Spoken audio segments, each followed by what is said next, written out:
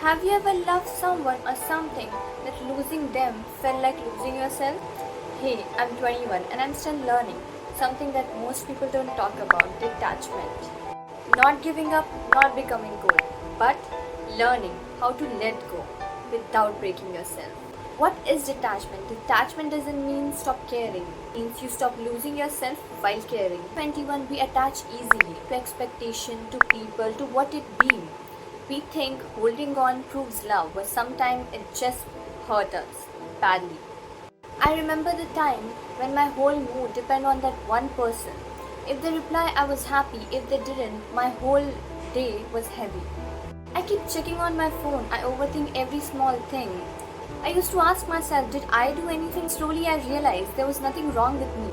I was not loving them. I was losing myself in them.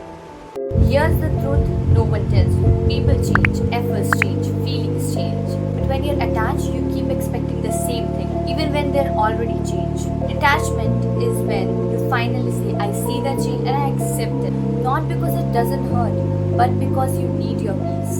Detachment is not always about big heartbreaks. Sometimes it's small things. Just like not waiting for the text, not begging for someone's time, not forcing conversation. It's choosing yourself quietly, like reading your favorite book while not waiting for the text, sleeping peacefully without overthinking. That's detachment.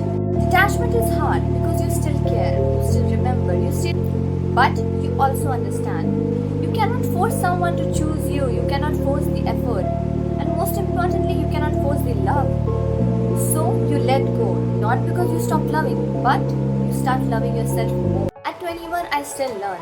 Some days it's alright, some days I go back to my old things, but one thing that I know for sure detachment is not about losing people, it is finding yourself again and again. It is finding yourself again and again. So if you're struggling right now, let's go slowly, heal quickly, and choose yourself every day because the right thing in your life will never make you feel like you need to hold it so tight.